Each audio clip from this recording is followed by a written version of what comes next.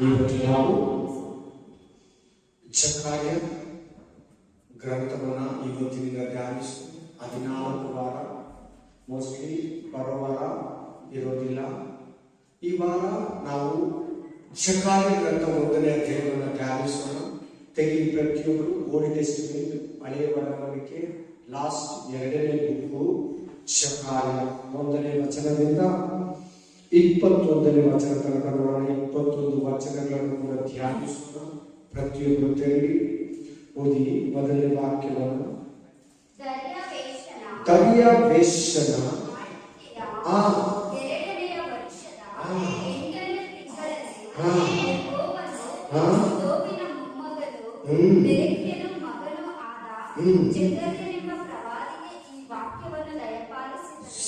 ಒಂದು ನಿಮಿಷ. ಈ ಜಕಾರ್ಯ ಗ್ರಂಥಕ್ಕೂ ಪ್ರಕಟಣೆ ಗ್ರಂಥಕ್ಕೂ ದಾನಿಯೇಲ ಗ್ರಂಥಕ್ಕೂ ತುಂಬಾ ಸಂಬಂಧ ಇದೆ. ಜಕಾರ್ಯ ಗ್ರಂಥ ಕೂಡ ತುಂಬಾ ಇಂಟ್ರೆಸ್ಟಿಂಗ್ ಪಾಯಿಂಟ್ಸ್ ಇದೆ, ಇಂಟ್ರೆಸ್ಟಿಂಗ್ ಫ್ಯಾಕ್ಟ್ಸ್ ಇದೆ, ಇಂಟ್ರೆಸ್ಟಿಂಗ್ ಸ್ಪೀಕರ್ಸ್ ಇದೆ. ತುಂಬಾ ಅಂತ್ಯಕಾಲದ ಗುರುತುಗಳು, ದೇವರ ಬರೋಣ, 2ನೇ ಬರೋಣ, ಸೆಕೆಂಡ್ ಕಮಿಂಗ್ಸ್ ಬಗ್ಗೆ ಜಕಾರ್ಯ ಗ್ರಂಥದಲ್ಲಿ ಕೂಡ ತುಂಬಾ ಬರೆಯಲ್ಪಟ್ಟಿದೆ. ಬಹಳ ರಹಸ್ಯಗಳನ್ನ ದೇವರು ಬರೆಸಿದ್ದಾರೆ. ಈ ಗ್ರಂಥವನ್ನ ಬರೆದವನು ಜಕಾರ್ಯ. ಎಲ್ಲಿಯಲಾರು ಹಳೆ ಒಡಂಬಡಿಕೆಯಲ್ಲಿ ಮಾತ್ರ 3 ಜಕಾರ್ಯ ಬರ್ತಾರೆ. ಅದರಲ್ಲಿ 3ನೇ ಜಕಾರ್ಯ ಬೆರೆಕ್ಯನ ಮಗನಾದ ಜಕಾರ್ಯ.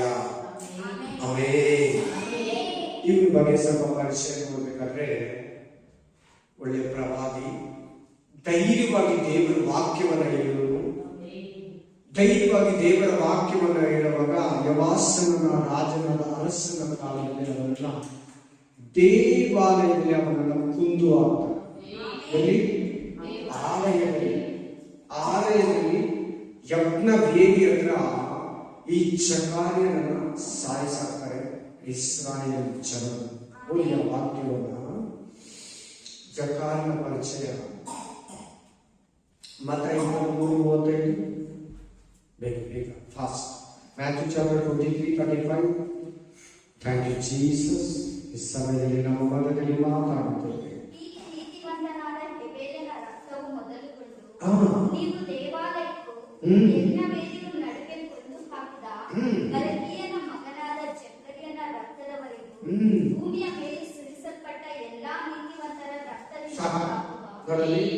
ಅಲ್ಲಿ ನೋಡ, ಅವ್ರ ತಂದೆ ಹೆಸರು, ಅವನ ಹೆಸರು ಇದೆಯಾ? ಅವ್ರ ತಂದೆ ಹೆಸರೇನು? ಜಕಾರ್ಯನ ತಂದೆ ಹೆಸರೇನು? ಬೆರೆಕ್ಯನ ಮಗನಾದ ಜಕಾರ್ಯ. ಅವನನ್ನ ಎಲ್ಲಿ ಕೊಂದ್ರು? ಓದಿ.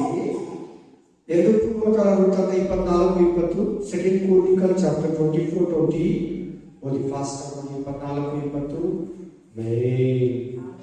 ದೇವಾಲಯದ ನಡುವೆ ಯಜ್ಞ ವೇದಿಗೂ ದೇವಾಲಯಕ್ಕೂ ಮಧ್ಯದಲ್ಲಿ ಪರಿಶುದ್ಧ ಸ್ಥಳದಲ್ಲಿ ಸತ್ಯವನ್ನು ಹೇಳಿದಂತ, ದೇವ ಜನರನ್ನ ಎಚ್ಚರಿಸಿದಂತ, ಪ್ರವಾದನೆಯನ್ನು ನುಡಿದಂತ ಜಕಾರ್ಯನ ಪ್ರವಾದಿಯನ್ನು ಕೊಂದು ಹಾಕು.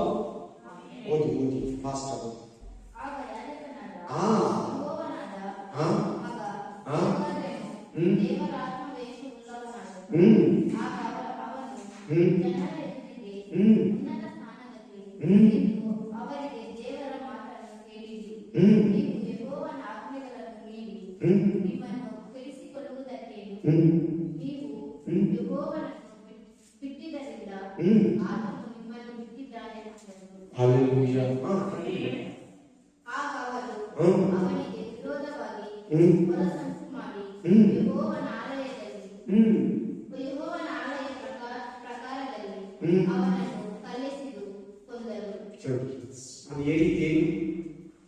ಸತ್ಯವನ್ನ ಹೇಳಿ. ನೀವು ದೇವರನ್ನ ಬಿಟ್ಟಿದ್ದೀರಾ, ದೇವರು ನಿಮ್ಮನ್ನ ಬಿಟ್ಟಿದ್ದಾನೆ. ದೇವರ ಕಡೆಗೆ ತಿರುಕೋ, ದೇವರ ಕಡೆಗೆ ತಿರುಗಿರಿ ಇಸ್ರಾಯೇಲರೇ ಅಂತ ಅಷ್ಟೇ ಹೇಳಿ. ಇವತ್ತು ನೋಡು, ಒಳ್ಳೆ ಪಾಸ್ ಯಾವಾಗಲೂ ಖಂಡಿಸ್ತಾರೆ, ಎಚ್ಚರಿಸ್ತಾರೆ, ಬುದ್ಧಿ ಹೇಳಿದ್ರೆ, ಪಾಪ ಮಾಡಬೇಕಂದ್ರೆ ಇದೇ ತರನೇ ಇವತ್ತು ಕೂಡ ಎಲ್ಲಾ ಸಭೆಗಳಲ್ಲಿ ಒಂದು ಊಟ ಅಂತ ಬೋಧಕರನ್ನ ಎದುರಿಸ್ತೇವೆ. ಯಾವತ್ತು ತಿಳ್ಕೊಳ್ಳಿ, ದೇವರಾತ್ಮನಿಂದ ತುಂಬಿ ಯಾರಾದರೂ ನಿಮಗೆ ವಾಕ್ಯವನ್ನ ಪರವಶರಾಗಿ ದೇವರ ಶಕ್ತಿಯಿಂದ ಸಹಾಯದಿಂದ ಹೇಳುವಾಗ ಆ ಮಾತುಗಳನ್ನು ಎದುರಿಸಬೇಡಿ.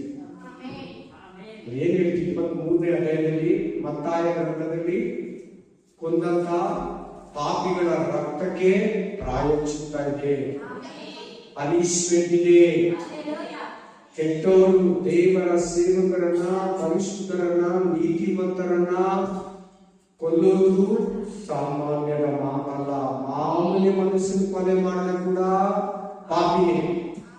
ದೇವರ ಸೇವಕರನ್ನ ಕೊಲೆ ಮಾಡಿದ್ರೆ ನೋಡಿ, ಜಕಾರ್ಯ ಮಾಡಿದ ಸೇವೆಗೆ, ಜಕಾರ್ಯ ಹೇಳಿದ ಸೇವೆಗೆ ಅಲ್ಲಿ ವಿಷ ಕಲ್ಲನ್ನು ತಗೊಂಡು ದೇವಾಲಯದಲ್ಲಿ ಸಾಯಿಸ. ಇದು ಜಕಾರ್ಯನ ಪರಿಚಯ. ಯಾವಾಗ ಇವನಿಗಿದ್ದು? ದರ್ಯಾವೇಶನ ಕಾಲದಲ್ಲಿ. ದರ್ಯಾವೇಶನ ಯಾರು? ಮೇದಿಯ ಪೆರಿಸಿಯ ಸಾಮ್ರಾಜ್ಯದ ರಾಜ.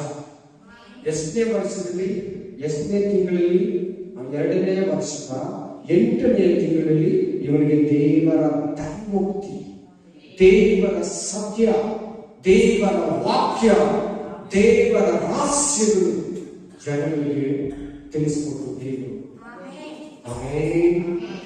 ಕಂಟಿನ್ಯೂ ಮಾಡೋಣ.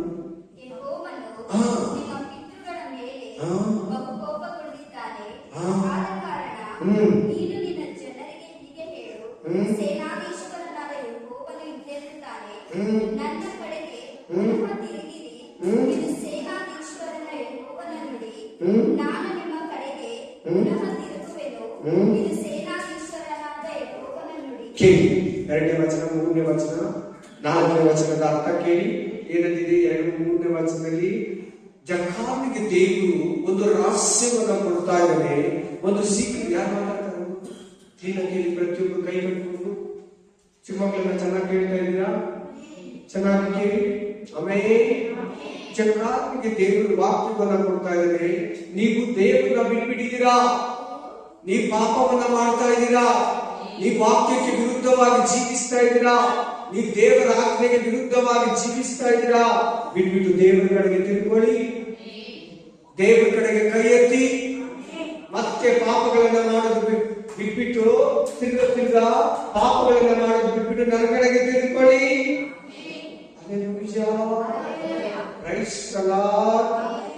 ಈ ತರ ಹೇಳ್ತಾನೆ, ಅವನನ್ನ ಕೊಂದು ಹಾಕೋದು, ಈ ತರ ಎಚ್ಚರಿಸಿರ್ತಾರೆ. ಇವತ್ತು ಬೋಧಕರು ಎಷ್ಟು ಎಚ್ಚರಿಸ್ತಾರೆ, ಎಷ್ಟು ತಿಳುವಳಿಕೆ ಕೊಡ್ತಾರೆ, ಎಷ್ಟು ಜಾಗ್ರತೆ ಕೊಡ್ತಾರೆ.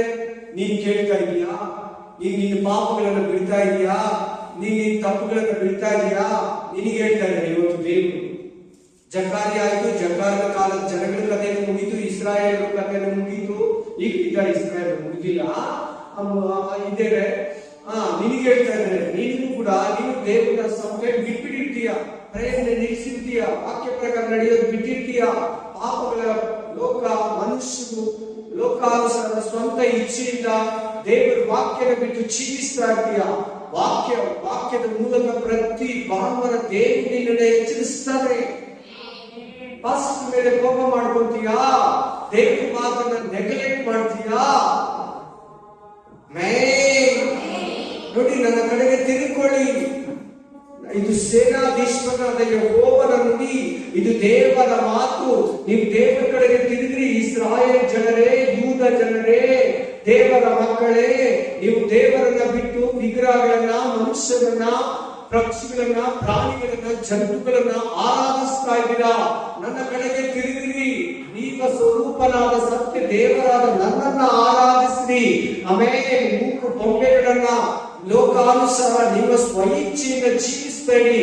ಬಂದು ನನ್ನ ಕಡೆಗೆ ತಿರುಗಿ ಕೈ ಎತ್ತಿ, ತಿರುಗಿ ನನ್ನ ಮುಖ ದರ್ಶನವನ್ನ ಬೇಡಿ, ನನ್ನ ಪ್ರಸನ್ನತೆಯನ್ನು ಬೇಡಿ, ನನ್ನ ಸನ್ನಿಧಿಯನ್ನು ಬೇಡಿ, ನನ್ನ ಸಮ್ಮುಖಕ್ಕೆ ಬನ್ನಿ, ಮತ್ತೆ ಯಜ್ಞಗಳನ್ನು ಅರ್ಪಿಸಿರಿ, ಮತ್ತೆ ದೇವಾಲಯದಲ್ಲಿ ನನಗೆ ಸ್ತುತಿ ಸ್ತೋತ್ರಗಳನ್ನ ಮಾಡಿ ಹಾಡುಗಳ ಮೂಲಕ ನನ್ನನ್ನು ಸ್ತುತಿಸಿರಿ, ಸಂಕಿ ನೈವೇದ್ಯಗಳಿಂದ ನನ್ನನ್ನು ಘನಪಡಿಸಿರಿ. ನೀವ್ಯಾಕೆ ಇವುಗಳನ್ನ ಬಿಟ್ಟು ವ್ಯರ್ಥ ಕಾರ್ಯಗಳಿಗೆ ತಿರುಗಿದ್ದೀರಾ? ನಿಮ್ಮ ಪೂರ್ವಿಕರಂತೆ, ನಿಮ್ಮ ಪಿತೃಗಳಂತೆ, ನಿಮ್ಮ ಹಿರಿಯರಂತೆ, ಹಳೇ ದೇವರ ಮಕ್ಕಳಂತೆ ನೀವ್ಯಾಕೆ ಜೀವಿಸ್ತಾ ಇದ್ದೀರಂತೆ? ಇವತ್ತು ಕೂಡ ದೇವರು ಈ ವಾಕ್ಯದ ಮೂಲಕ ಇಲ್ಲಿ ಕೂತಿರೋ ಒಬ್ಬೊಬ್ಬರನ್ನು ಕೂಡ ಎಚ್ಚರಿಸ್ತಾ ಇದ್ದಾನೆ. ನನ್ನ ಕಡೆಗೆ ತಿರುಗಿ ನನ್ನನ್ನ ಬೇಡಿ, ನನ್ನ ಮುಖ ದರ್ಶನವನ್ನ ಬೇಡಿ. ಇದು ಸೇನಾಧೀಶ್ವರನಾದ ಯೆಹೋವನ ನುಡಿ. ಇದು ಚಟ್ಟಾರನ ಮಾತಲ್ಲ, ಇದು ಪ್ರವಾದಿಗಳ ಮಾತಲ್ಲ, ಇದು ಪಾಸ್ಟರ್ ಮಾತಲ್ಲ, ಇದು ಅಪೊಸ್ತಲರ ಮಾತಲ್ಲ, ಇದು ಸುವಾರ್ತಿಕರ ಮಾತಲ್ಲ, ಇದು ಸಭೆಯ ಹಿರಿಯವನ ಮಾತಲ್ಲ. ಸಭೆಯ ಹಿರಿಯನ ಮೂಲಕ, ಸಭೆಯ ಬೋಧಕನ ಮೂಲಕ, ಸಭೆಯಲ್ಲಿರುವ ಅಪೊಸ್ತಲರ ಮೂಲಕ, ಸಭೆಯಲ್ಲಿರುವ ಪ್ರವಾದಿಗಳ ಮೂಲಕ, ಸಭೆಯಲ್ಲಿರುವ ದೇವ ಸೇವಕರ ಮೂಲಕ, ನಿನ್ನನ್ನು ಅಪೊಸ್ತಲರ ಮೂಲಕ ನಿನ್ನನ್ನು ದೇವರು ಹೆಚ್ಚಿಸುವುದು. ದೇವರ ಕಡೆಗೆ ತಿರುಗು, ಪಾಪ ಮಾಡಬೇಡ.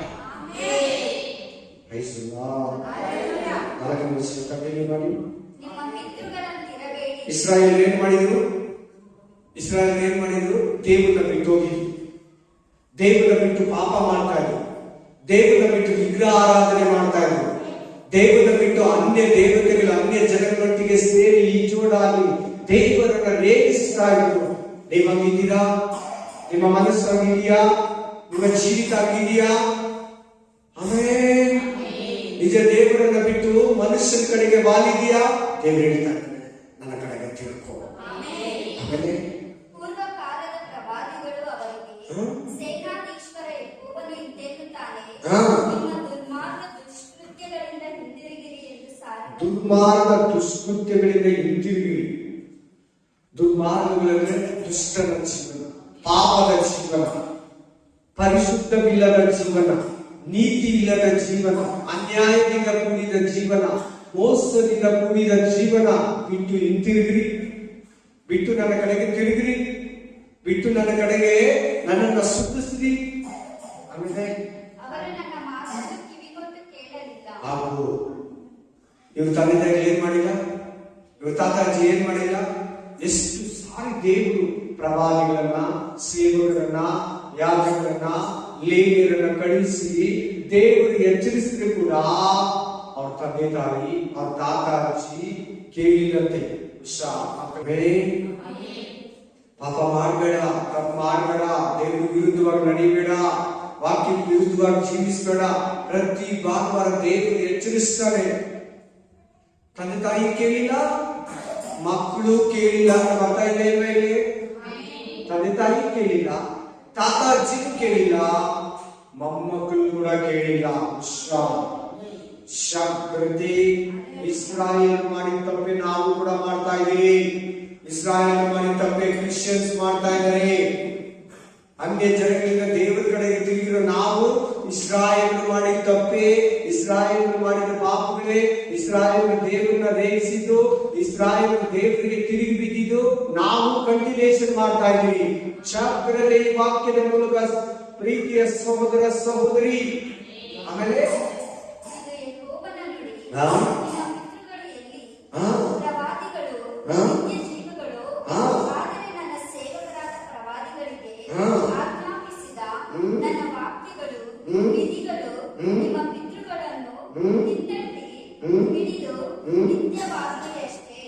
ಅವರು ತಿರುಗಿಕೊಂಡು ಸೇನಾಧೀಶ್ವರ ಯೆಹೋವನು ನಮ್ಮ ದುರ್ಮಾರ್ಗ ದುಷ್ಕೃತ್ಯಗಳಿಗೆ ತಕ್ಕ ಹಾಗೆ ನಮಗೆ ಏನು ಮಾಡಬೇಕೆಂದು ಸಂಕಲ್ಪಿಸಿದನೋ ಅದನ್ನು ನಮಗೆ ಮಾಡಿದನಲ್ಲ ಅಂದುಕೊಂಡರು.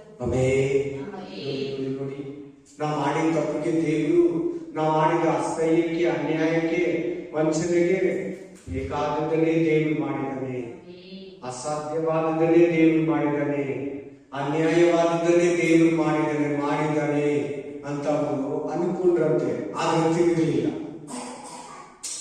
ನಾವು ಸರಿಯಿಲ್ಲ, ದೇವರು ಕರೆಕ್ಟು ಅನ್ಕೊಂಡ್ರಂತೆ. ಅದು ಬಿಟ್ಬಿಟ್ಟು ದೇವ್ರ ಕಡೆ ತಿರುಗೋದಲ್ವಾ? ಕಂಟಿನ್ಯೂ ಮಾಡು. ದರ್ಯಾವೇಶನ ಆಳ್ವಿಕೆಯ 2ನೇ ವರ್ಷದ ನೋಡಿ, ಈ ಜಕಾರಿಯ ಗ್ರಂಥ 1ನೇ ಅಧ್ಯಾಯ, 2ನೇ ಅಧ್ಯಾಯ, 3ನೇ ಅಧ್ಯಾಯ, 4ನೇ ಅಧ್ಯಾಯ, 5 ಅಧ್ಯಾಯಗಳು ದೇವಾಲಯವನ್ನು ತಿರುಗಿ ಕಟ್ಟು. ದೇವಾಲಯವನ್ನು ತಿರುಗಿ ಕಟ್ಟು.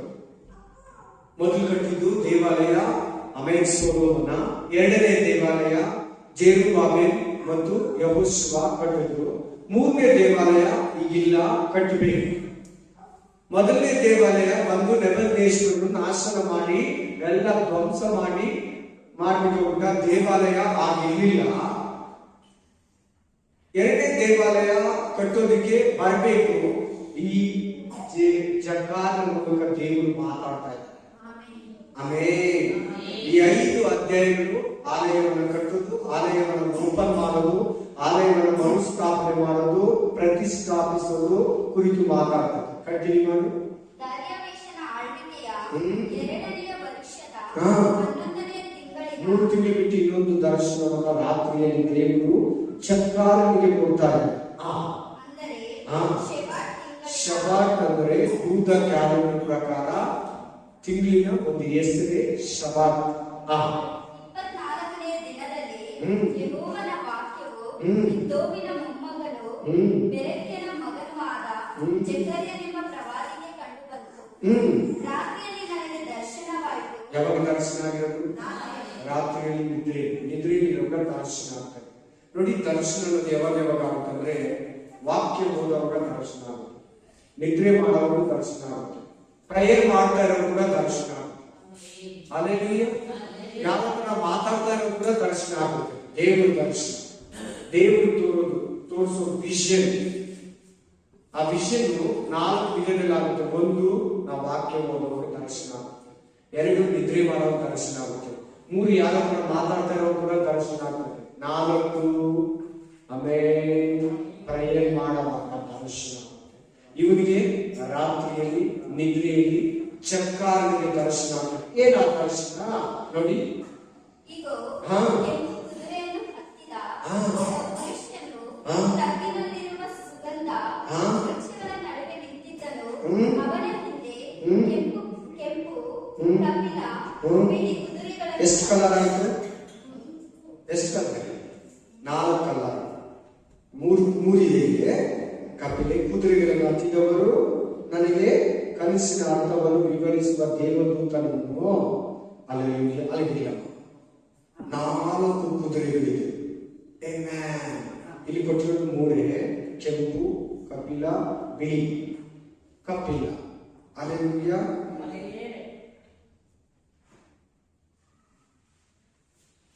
ಅಪೊಸ್ತಲರ ಕೃತ್ಯ 6ನೇ ಅಧ್ಯಾಯ 1ನೇ ವಚನ.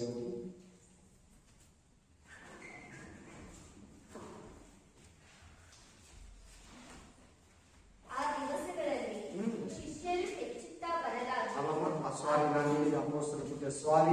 ಅಪೊಸ್ತಲರ ಕೃತ್ಯ ಅಲ್ಲ, ಪ್ರಕಟಣೆ ಗ್ರಂಥ 6ನೇ ಅಧ್ಯಾಯ 1ನೇ ವಚನ. ಪ್ರಕಟಣೆ ಗ್ರಂಥ, ಅಪೊಸ್ತಲರ ಕೃತ್ಯ ಅಲ್ಲ. ಯೂಟ್ಯೂಬ್ ಅಲ್ಲಿ ಕೇಳೋರು ಕೂಡ ಸಹ ಯಜ್ಞದ ಕುರಿಯಾದ ಆತನು ಆ 7 ಮುದ್ರೆಗಳಲ್ಲಿ ಒಂದು ಮುದ್ರೆಯನ್ನು ಒಡೆಯುವಾಗ ಹಾ. ನಾನು ನೋಡಿದೆನು. ಮತ್ತು ಆ 4 ಜೀವಿಗಳಲ್ಲಿ ಒಂದು ಜೀವಿಯು ಬಾಯೆಂದು ಗುಡುಗಿನಂತಿದ್ದ ಸ್ವರದಿಂದ ಹೇಳುವುದನ್ನು ಕೇಳಿದೆನು. ಆಗ ಇಗೋ, ಒಂದು ಬಿಳಿ ಕುದುರೆ ಕಾಣಿಸಿತು. 4ನೇ ವಚನ. ಆಗ ಮತ್ತೊಂದು ಕುದುರೆಯು ಹೊರಟು ಬಂತು, ಅದು ಕೆಂಪು ಕುದುರೆ. ಅಲ್ಲೆಲ್ಲೂಯ್ಯ. 5ನೇ ವಚನ ಓದಿ. 6ನೇ ಮುದ್ರೆಯನ್ನು ಹೊಡೆದಾಗ 3ನೇ ಜೀವಿಯು ಬಾ ಅನ್ನುವುದನ್ನು ಕೇಳಿದನಿಗೂ ಕಪ್ಪು ಕುದುರೆ. ಏನು ಕುದುರೆ? ಬ್ಲಾಕ್. ಕಪ್ಪು ಕುದುರೆ ಅದರ ಮೇಲೆ ಕೂತಿದ್ದವು. 7ನೇ ವಚನ. ಆತನು 4ನೇ ಮುದ್ರೆಯನ್ನು ಹೊಡೆದಾಗ 4ನೇ ಜೀವಿಯು ಬಾ ಅನ್ನುವ ಶಬ್ದವನ್ನು ಕೇಳಿದೆನು. ಆಗ ಇಗೋ, ಬೂದಿ ಬಣ್ಣದ ಕುದುರೆ ಕಾಣಿಸಿತು. 4 ಕುದುರೆಗಳಿದೆ ಇಲ್ಲಿ. ಆಮೇಲೆ 4 ಸವಾರರಿದ್ದಾರ. 4 ಕುದುರೆ, 4 ಸವಾರರು ಕೂಡ ಇದ್ದಾರಲ್ವಾ? ಎಸ್. ಬನ್ನಿ, 4 ಕುದುರೆ, 4 ಕಲ್ಲರ್, 4 ಸವಾರ. ಬನ್ನಿ ಈಗ ಶಕಾರ್ಯ ಗ್ರಂಥ 1ನೇ ಅಧ್ಯಾಯಕ್ಕೆ ವಚನಕ್ಕೆ ಬನ್ನಿ. ಇಗೋ, ಹಾ. ಕೆಂಪು ಕುದುರೆಯನ್ನು ಹತ್ತಿದ ಅಲ್ಲಿ ಕೆಂಪು ಕುದುರೆ ಬಂದ. 2ನೇ ಕುದುರೆ ಮೇಲೆ ಕೂತಿದ್ದವನು ಫಸ್ಟ್ ಬಿಳಿ, 2ನೇದು ಕೆಂಪು, 3ನೇದು ಕಪ್ಪು, 4ನೇದು ಕಂಟಿನ್ಯೂ. ಕೆಂಪು ಕುದುರೆಯನ್ನು ಹತ್ತಿದ ಒಬ್ಬ ಪುರುಷನು ತಗ್ಗಿನಲ್ಲಿರುವ ಸುಗಂಧ ವೃಕ್ಷಗಳ ನಡುವೆ ನಿಂತಿದ್ದನು. ಅವನ ಹಿಂದೆ ಕೆಂಪು ಕಪಿಲ ಬಿಳಿ ಕುದುರೆಯನ್ನು ಹತ್ತಿದವರಿದ್ದರು. ನನಗೆ ಕನಸಿನ ಅರ್ಥವನ್ನು ವಿವರಿಸುವ ದೇವದೂತನನ್ನು, ಸ್ವಾಮಿ, ಇವರು ಯಾರು ಎಂದು ನಾನು ಕೇಳಲು, ಅವನು ನನಗೆ, ಇವರು ಇಂಥವರೆಂದು ನಿನಗೆ ತೋರಿಸುವೆನು ಎಂಬುದಾಗಿ ಹೇಳಿದನು. ಕೂಡಲೇ ಸುಗಂಧ ವೃಕ್ಷಗಳ ನಡುವೆ ನಿಂತಿದ್ದವನು, ಇವರು ಲೋಕ ಸಂಚಾರಾರ್ಥಕವಾಗಿ ಯೆಹೋವನಿಂದ ಕಳುಹಿಸಲ್ಪಟ್ಟವರು ಎಂದು ಆಗ ಅವರು ಸುಗಂಧ ವೃಕ್ಷಗಳ ನಡುವೆ ನಿಂತಿದ್ದ ಆ ಯೆಹೋವನ ಒಂದು ನಿಮಿಷ. 6ನೇ ವಚನ, ಜಕರ್ಯ 6:2.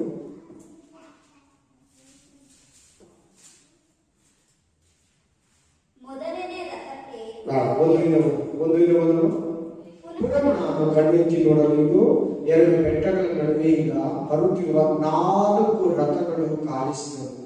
ಆ ಬೆಟ್ಟಗಳು ತಾಮ್ರದವುಗಳು. ಮೊದಲನೆಯ ರಥಕ್ಕೆ ಕೆಂಪು ಕುದುರೆಗಳು, 2ನೆಯ ರಥಕ್ಕೆ ಕಪ್ಪು ಕುದುರೆಗಳು, 3ನೆಯ ರಥಕ್ಕೆ ಬಿಳಿ ಕುದುರೆಗಳು, 4ನೆಯ ರಥಕ್ಕೆ ಮಚ್ಚೆಯು ಬಲವಾದ ಕುದುರೆಗಳು ಕಟ್ಟಿದ್ದವು. ಇಲ್ಲಿ 4 ಕುದುರೆ ಇದೆ, ಇಲ್ಲಿ ಕುದುರೆಗಳಿದೆ, ಇಲ್ಲಿ ಕೂಡ ಕಲರ್ಸ್ ಇದೆ. ಈ ಕುದುರೆ ಕಲರ್ ಇದೆ, ಕಪ್ಪು, ಬಿಳಿ, ಕೆಂಪು, ಮಚ್ಚೆ ಏನಂದ್ರೆ ಆ 4 ಕುದುರೆಗಳಲ್ಲಿ ಕಾಣಿಸ್ತಾರೆ. ಹಲ್ಲೆಲೂಯಾ. ಹಾಗೆ 5ನೇ ವಚನ ನೋಡಿ, ಅದರಲ್ಲಿ 6:5. ಸ್ವಾಮಿ, ಇವು ಏನು ಎಂದು ನಾನು ಪ್ರಸ್ತಾಪವೇದಿ ಕೇಳಲು ಆ ದೇವದೂತನು ನನಗೆ, ಇವು ಆಕಾಶದ 4 ಗಾಳಿಗಳು. ಆಮೇಲೆ ಆಕಾಶದ 4 ಗಾಳಿಗಳು.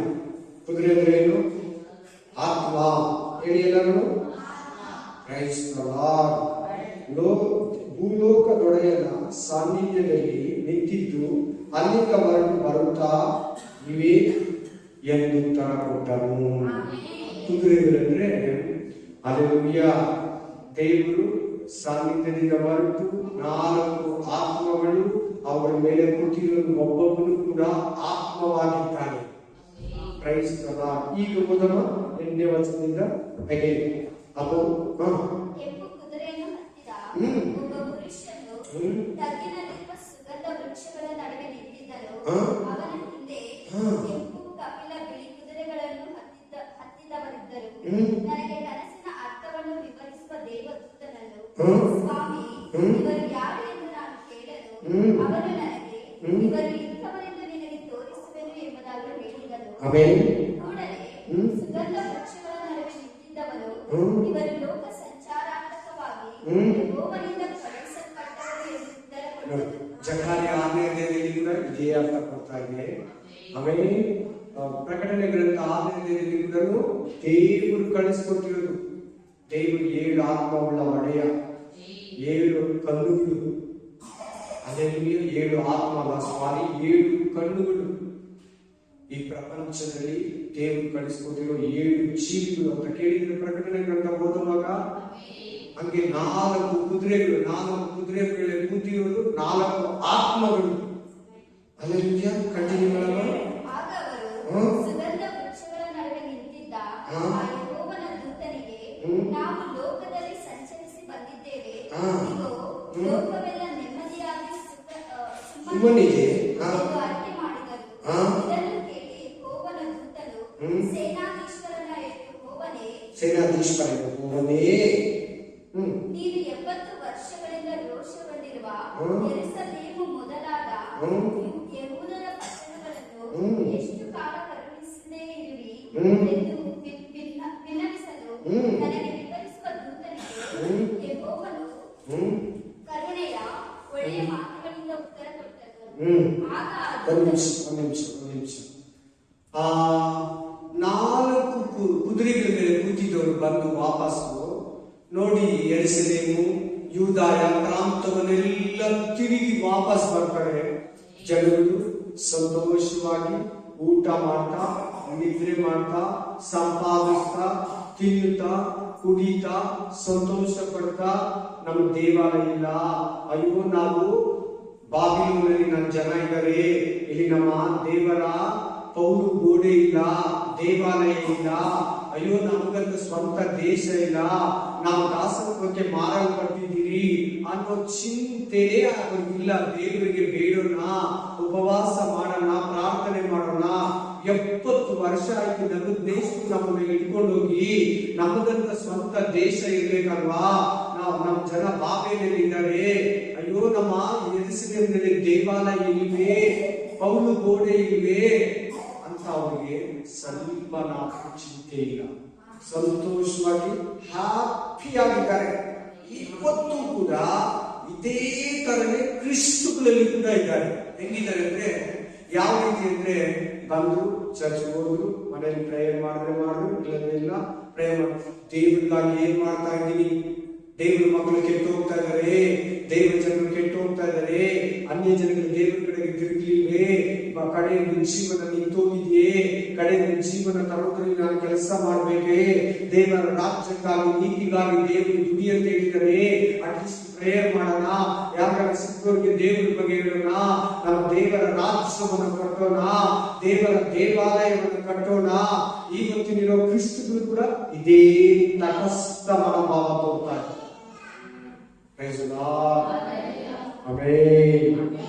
ಸರಿ, ದೇವರ ಉತ್ತರ ಕೊಡ್ತಾರೆ ನೋಡಿ ಯಾವ ರೀತಿ.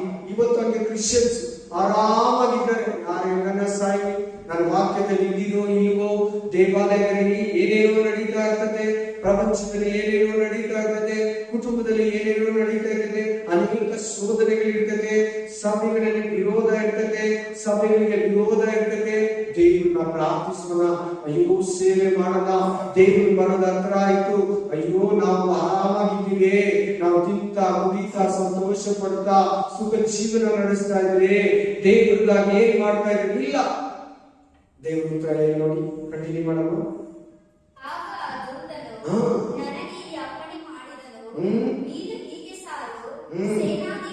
ಏನಂತ ಹೇಳ್ತಾ ಇದ್ದಾನೆ ಚಕ್ರಾರ್ನಿಗೆ? ಆ ದೂತನು ಸುಗಂಧ ವೃಕ್ಷಗಳ ಸುಗಂಧ ವೃಕ್ಷಗಳ ಮಧ್ಯದಲ್ಲಿ ನಿಂತಿರುವಂತ ದೂತನು ಚಕ್ರಾರ್ನಿಗೆ ಏನಂತ ಹೇಳ್ತಾನೆ? ನೀನ್ ಹೋಗ್ಬಿಟ್ಟು ನಿನ್ ಜನರಿಗೆ ಏನಂತ ಹೇಳು,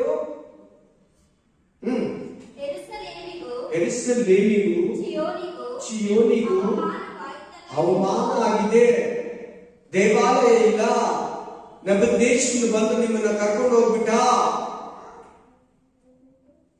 ಯಹೂದ ಜನ, ಇಸ್ರಾಯೇಲ್ ಜನ ಬಾಬೆಲಲ್ಲಿ ಸೆರೆಯಾಗಿದ್ದಾರೆ. ದೇವಾಲಯ ಇಲ್ಲ, ಯಜ್ಞವಿಲ್ಲ, ಯಾಜಕರಿಲ್ಲ, ಎಪ್ಪೋತಿಲ್ಲ, ಅವಮಾನ ಆಗಿದೆ.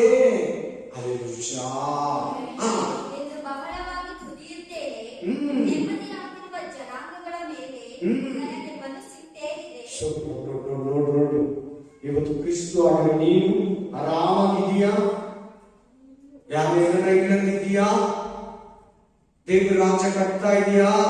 ಸಭೆಯಲ್ಲಿ ಜೀವನ ಬಂದಿದೆಯಾ? ದೇಶದಲ್ಲಿ ಜೀವನ ಬಂದಿದೆಯಾ? ಸಭೆಗಳಲ್ಲಿ ಪರಿಶುದ್ಧತೆ ಇದೆಯಾ? ಅಂತವ್ರ ಮೇಲೆ ದೇವರು ಎಂತವರಾಗಿದ್ದಾರಂತೆ? ಸಿಟ್ಟು, ಕೋಪ.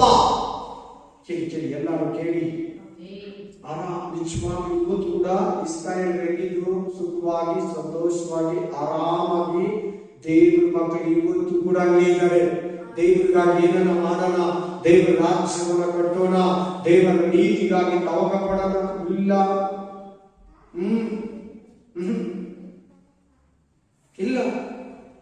ಆಮೇಲೆ ಚೆನ್ನಾಗಿ ಗಮನ ಕೊಟ್ಟು ಕೇಳು, ಮನಸ್ಸು ಕೊಟ್ಟು ಕೇಳು. ಹಿಂಗೆ ಇಲ್ವಾ ಇವತ್ತು ಕೂಡ ದೇವರ ಮಕ್ಕಳು? ಹಿಂಗೆ ಇಲ್ವಾ ಇವತ್ತು ಕೂಡ ಕೆಲವು ಸೇವಕರು, ತುಂಬಾ ವಿಶ್ವಾಸಗಳು ಹಿಂಗೆ ಇಲ್ವಾ? ಆರಾಮಾಗಿ ಸುಖವಾಗಿ ತಿಂತ ಕುಡಿತ ಮಜಾ ಮಾಡ್ತಾ, ಚರ್ಚೆಗೆ ಹೋದ್ರು, ಇಲ್ಲದ್ರೆ ಇಲ್ಲ ಹೋದ್ರೆ ಕೂಡ ನಡೆಯಲ್ಲ. ಅತಿ ತಟಸ್ಥ ಮನೋಭಾವ. ದೇವ್ರ ಎಂತ ಆಗ್ತಾನೆ ಅವನ ಮುಂದೆ, ಅವನ ವಿಷಯದಲ್ಲಿ ದೇವ್ರ ಹೆಂಗಿರ್ತಾರಂದ್ರೆ ಅನ್ನೋದಿಲ್ಲ, ಅಲ್ಲೇ ಇದೆ ನೋಡಿ. ಸಿಟ್ಟುಕೊಂಡು ಕೋಪ ಮಾಡಿಕೊಂಡ. ಆಮೇಲೆ ನಾನು ಯೆರೂಸಲೇಮಿನ ಮೇಲೆ ಸ್ವಲ್ಪ ಮಾತ್ರ ಸಿಟ್ಟುಕೊಂಡು ಮಾಡಿಸಬೇಕೆಂದಿದ್ದ ಕೇಡಿಗಿಂತ ಹೆಚ್ಚಾಗಿ ಮಾಡಿದವಷ್ಟೇ.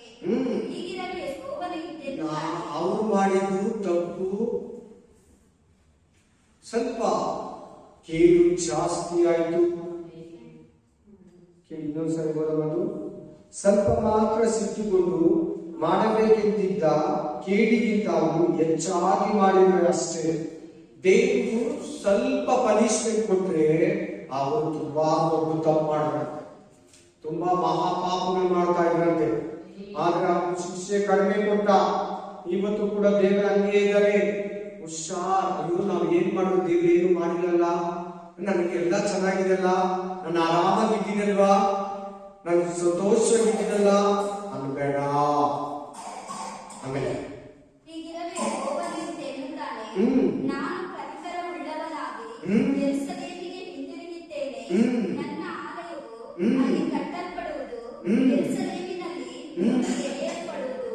ಇದು ಸೇನಾಧೀಶ್ವರ ಯೆಹೋವನ ನುಡಿ. ಹೇಗೋ ಅಲ್ಲಿ ಆಲಯ ಕಟ್ತಾರೆ, ಅಲ್ಲಿ 100 ಗುಂಡು ತೆಗಿತಾರೆ, ಅಲ್ಲಿ ಮಟ್ಕೋಲು ಹಿಡಿತಾರೆ, ಅಲ್ಲಿ ಕಟ್ಟಡ ಕಟ್ಟಲ್ಪಡ್ತದೆ, ದೇವಾಲಯ ಸ್ಥಾಪನೆ ಆಗುತ್ತೆ. ಇದು ದೇವರ ನುಡಿ. ಜಕಾರ್ಯ ಪ್ರವಾದಿಸ್ತಾ ಇದ್ದಾರೆ.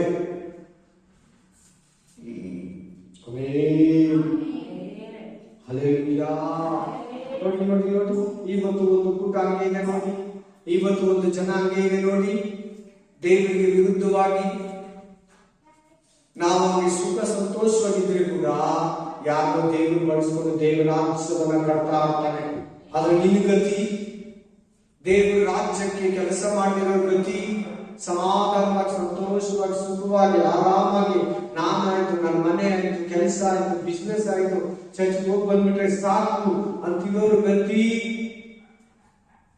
ದೇವರು ಸಿಕ್ಕೊಳ್ತಾನೆ, ದೇವರು ಶಿಕ್ಷಿಸ್ತಾನೆ. ಆಮೇಲೆ ಮತ್ತೊಮ್ಮೆ ಹೀಗೆ ಸಾರು, ಸೇನಾಧೀಶ್ವರ ಯೆಹೋವನು ಇಂತೆನ್ನುತ್ತಾನೆ, ಇನ್ನು ನನ್ನ ಪಟ್ಟಣಗಳಲ್ಲಿ ಶುಭವು ತುಂಬಿ ತುಳುಕುವುದು.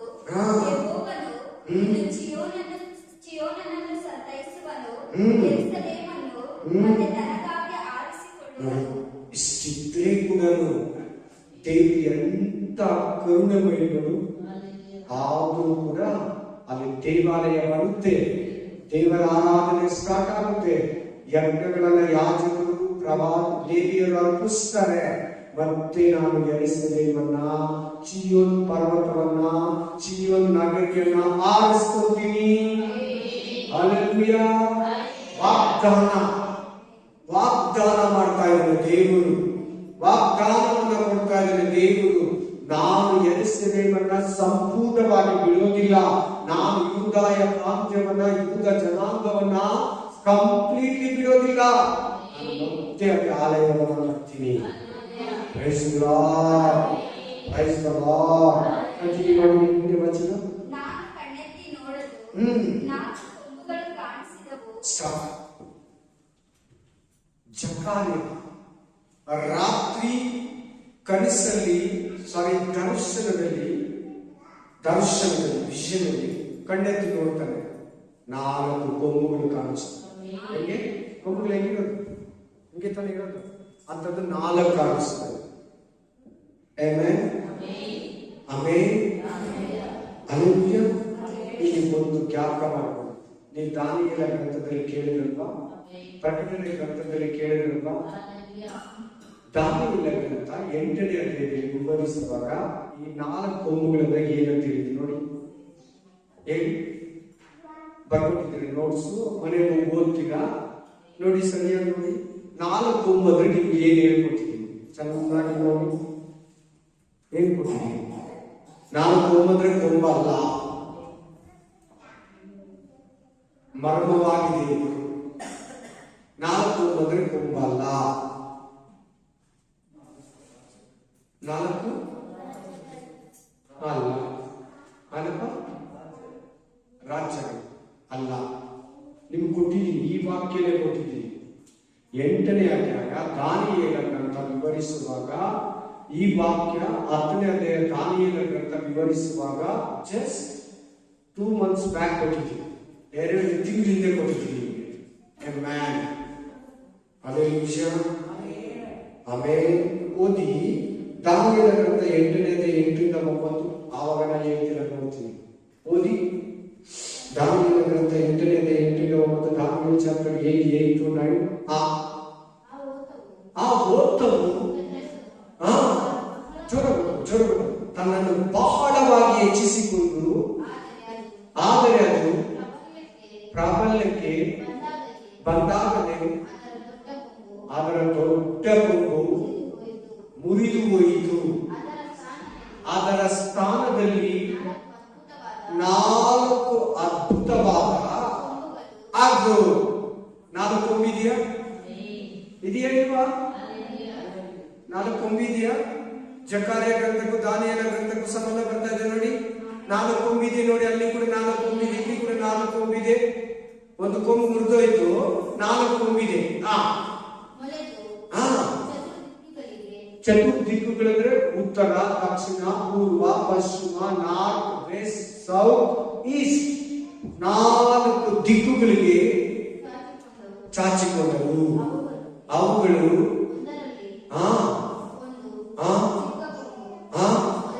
ಮೊಳೆತು ಹೀಗೆ ಹೀಗೆ ನೋಡೋಣ ಯಾರಂತ.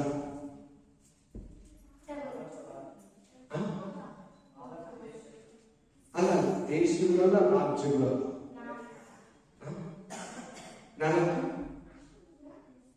ನೋಡಿ, ಅಲ್ಲಿ ಓದ್ತಾ ಅಂತಿದ್ಯಾ, ದೊಡ್ಡ ಕೊಂಬು ಅಂತಿದ್ಯಾ, 4 ಕೊಂಬು ಅಂತಿದ್ಯಾ, ಏನ್ ಬರ್ಕೊಂಡ್ರಿ? ಜಸ್ಟ್ ಕರೆಕ್ಟ್ ಆಗಿ 2 months ಬ್ಯಾಕ್ ಹೇಳಿದ್ದೀನ. ಓದ್ತಾ ಅಂದ್ರೆ ಗ್ರೀಕ್ ಸಾಮ್ರಾಜ್ಯ ಅಲ್ವಾ, ದೊಡ್ಡ ಕೊಂಬು ಅಂದ್ರೆ ಅಲೆಕ್ಸಾಂಡರ್ ಅಲ್ವಾ, ಚಿಕ್ಕ ಕೊಂಬು ಅಂದ್ರೆ ಅವ್ನ 4 ದಳಪತಿಗಳಲ್ವಾ. ಅವ್ನು 33 ವರ್ಷದಲ್ಲಿ ಸತ್ತೋದಾಗ ಅವ್ನ ಮಗನಿಗೆ ಹೋಗಿಲ್ಲ ಆ ರಾಜ್ಯ, ಅವ್ನ 4 ದಳಪತಿಗಳಿಗೆ ಹೋಯ್ತಲ್ಲ, ಅವ್ರ ಹೆಸರು ಸೆಲಿಕಸ್, ನಿಕಿಡರ್, ಲೆಕಿಮಾಕ್ಸ್, ಗೆನಿಡರ್. ಹೇಳ್ತೀರಲ್ವಾ? ಅಲೆಕ್ಸಾಂಡರ್. ಓತ ಅಂದ್ರೆ ಅಲೆಕ್ಸಾಂಡರ್, ದೊಡ್ಡ ಕೊಂಬು ಅಂದ್ರೆ ಅಲೆಕ್ಸಾಂಡರ್. ಓತ ಅಂದ್ರೆ ಗ್ರೀಕ್ ಸಾಮ್ರಾಜ್ಯ. 4 ಕೊಂಬುಗಳಂದ್ರೆ ಅವ್ರು 4 ದಳಪತಿಗಳು. ಏನು? ಸೆಲ್ಯೂಕಸ್, ಸೆಲಿಕಾಸ್, ನಿಕಿಡರ್, ಲೆಕಿದಾರ್, ಗೆನಿಡರ್. ನಾನು ಹೇಳ್ಕೊಟ್ಟಿದ್ದೀನಲ್ವಾ? ಅದಕ್ಕೆ ನೋಟ್ಸ್ ಬರ್ಕೊಳ್ಬೇಕಾ, ಓದ್ಬೇಕು, ಮನೇಲಿ ಹೋಗಿ ತಿರ್ಗ ನೋಡ್ಬೇಕು. ಇಲ್ಲ ಯಾರ ಹತ್ರ ಮಾತಾಡ್ತಾ ಇರ್ಬೇಕು, ಬಂದ್ಬಿಡ್ತೈತೆ, ಅಲ್ಲೇ ಬರ್ಕೊಬೇಕು. ಬೈಬಲ್ ಇಲ್ಲ ಅಲ್ಲೇ ಸೈಡಿಗೆ ಬರ್ಕೊಂಡ್ಬಿಡ್ಬೇಕು. ನಿಮ್ಗೆ ಅಷ್ಟು ಗಮನ ಇಲ್ಲ ಅಂದ್ರೆ ನೋಡಿ ಕರೆಕ್ಟ್. ನಾನು ಹೇಳಿದ ಕರೆಕ್ಟ್ ನೋಡ್ಕೊಳ್ಳಿ. ಗಮನ ಇಲ್ಲಿ. ಆಮೇಲೆ hallelujah, hallelujah, praise the lord. ನಾನು ಕಣ್ಣೆತ್ತಿ ನೋಡಲು 4 ಕೊಂಬುಗಳು ಕಾಣಿಸಿದವು. 4 ಕೊಂಬುಗಳು ಯಾರು ಹೇಳಿ ಇವಾಗ? ಸೆಲಿಕಾಸ್, ನಿಕಿಡರ್, ಲೆಕಿಮಾರ್, ಗೆನಿಡರ್. ಇವಾಗ 4 ಜನ ಯಾರು? 4 ಸೇನಾಧಿಪತಿಗಳು. ಯಾರಿಗೆ? ಗ್ರೀಕ್ ಸಾಮ್ರಾಜ್ಯದ ಒಡೆಯನಾದ ಅಲೆಕ್ಸಾಂಡರ್ಗೆ. ಅಲೆಕ್ಸಾಂಡರ್ 32 ವರ್ಷದಲ್ಲೇ ಸತ್ತೋದ. ಅವನು ಸತ್ತೋದ್ಮೇಲೆ ಅವನ ಮಕ್ಕಳಿಗೆ ಹೋಗಿಲ್ಲ, ಅವನ ಸೇನಾಧಿಪತಿಗಳಿಗೆ ಹೋಯಿತು. ಆಮೆನ್. ಇದನ್ನ ದೇವರು ದಾನಿಯೇಲನಿಗೆ ತೋರಿಸ್ತಾ, ದಾನಿಯೇಲ ಆದ್ಮೇಲೆ ಜಕರ್ಯನಿಗೆ ತೋರಿಸ್ತಾ. ಯಾರಿಗೆ? ಜಕರ್ಯನಿಗೆ. ಅದನ್ನೇ ಇಲ್ಲಿ ಜಕರ್ಯ ರಿಪೀಟ್ ಮಾಡ್ತಾ ಇದ್ದಾನೆ. ಏನಂತ ರಿಪೀಟ್ ಮಾಡ್ತಾ ಇದ್ದಾನೆ? ಓದಮ್ಮ. ಕಾಣಿಸಿದವು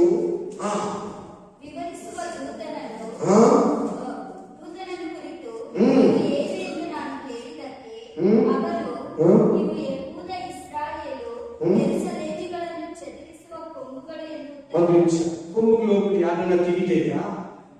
ಕೊಂಬುಗಳು ಯಾವಾಗ ತೆಗಿಯೋದು? ಜಿಂಕೆಯೋ, ಹಸುವಲ್ಲೋ, ಎಮ್ಮೆಯೋ, ಎತ್ತಲಿದ್ದ ತಾನೇ ಅದು ಆಯೋದು.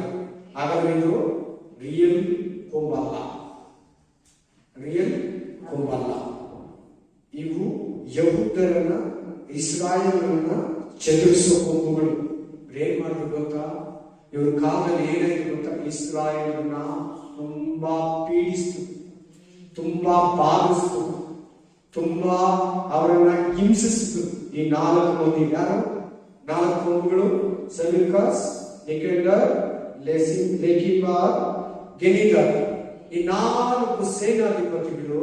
ಆದ್ರೆ ಇವರು ಗುರು ಆಗಿರೋ, ಇವರು ಒಡೆಯನಾಗಿರೋ ಸತ್ತೋದಂತ ಅಲೆಕ್ಸಾಂಡರ್ ಯೆರೂಸಲೇಮನ್ನಾಗಲಿ ಯೆರೂಸಲೇಮಿನ ಜನರನ್ನಾಗಲಿ ಪೀಡಿಸಿಲ್ಲ. ಅದಕ್ಕೆ ನೀವು ಕಾರಣ ಹೇಳಿದ್ರು. ಆಮೇಲೆ ಕಂಟಿನ್ಯೂ ಮಾಡೋಣ.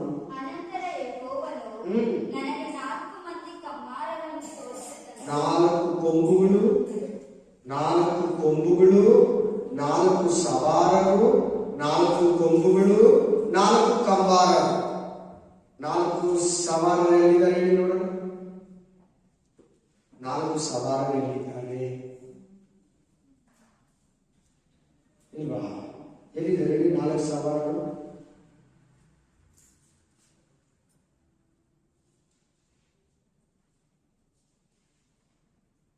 ಇಲ್ವಾ? 4 ಸವಾರರು 8ನೇ ವಚನದಲ್ಲಿ ಇಲ್ವಾ? ಆಮೇಲೆ 8ರಿಂದ 11ನೇ ವಚನದಲ್ಲಿ 4 ಸವಾರಿದ್ದಾರೆ ನೋಡಿ. 18ನೇ ವಚನದಲ್ಲಿ 4 ಕೊಂಬು ಇದೆ ನೋಡಿ. ಈಗ 4 ಕಂಬಾರರು.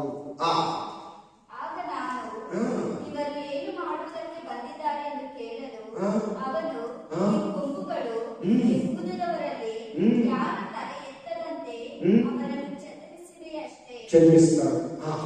ಇವರಾದರೂ ಯೆಹೂದ ದೇಶವರನ್ನು ಚದುರಿಸಬೇಕೆಂದು ತಲೆ ಎತ್ತಿದ ಜನಾಂಗಗಳ ಕೊಂಬುಗಳನ್ನು ಎದುರಿಸಿ ಕೆಡುವುದಕ್ಕೆ ಬಂದಿದ್ದಾರೆ ಎಂದು ಹೇಳಿದರು. ಈ 4 ಕಂಬಾರರು ಸೆಲೂಕಸ್, ನಿಕೆಟರ್, ಈ 4 ಸರದಾರರನ್ನು ಚದುರಿಸುವರಾಗಿದ್ದಾರೆ.